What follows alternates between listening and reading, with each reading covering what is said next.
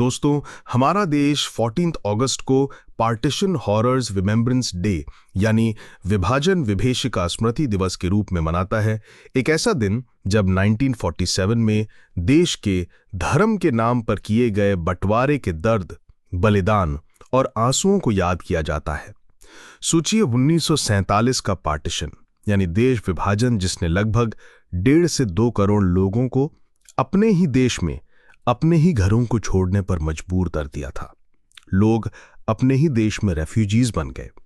Brutality का यह आलम था कि अंदाजन 10 से 20 लाख लोग अपनी जान गंवा बैठे, और यह सब हुआ धर्म के नाम पर किए गए विभाजन का नतीजा। इस त्रासदी में सबसे भयानक चेहरा था उस हिंसा का जो औरतों के खिलाफ हुई थी।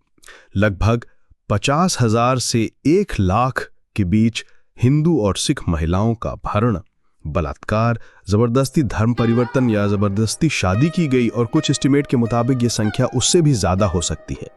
कई जगह पर सिख और हिंदू परिवारों ने अपनी ही महिला सदस्यों को आत्महत्या करने पर मजबूर किया ताकि वे अपने सम्मान को बचा सकें। जब पार्टीशन के दिनों की बात होती है, ये सिर्फ नंबर्स नहीं हैं, ये उन परिवारों की टुकड़े टुकड़े हुई कहानियां हैं जो हिंदुस्तान के काले इतिहास का हिस्सा बन चुकी हैं।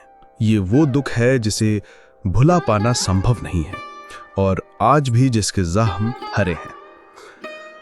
बस अफसोस इस बात का है, हमारे देश में आज भी बहुत से लोग हैं जिनको देश के विभाजन के नाम पर किए गए नरसंहार का शिकार अपने ही हिंदू और सिख भाइयों के लिए इतना छोटा सा ट्रिब्यूट देना भी स्वीकार नहीं है।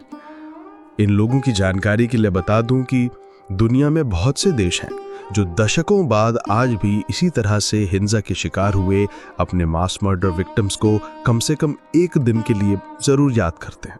उदाहरण के तौर पर आज भी जर्मनी और पोलैंड होलोकॉस्ट रिमेम्बरेंस डे और इजराइल योम शोहा मनाते हैं। हमें भी 14 अगस्त को अपने लोगों को याद करने में संकोच नहीं करना चाहिए।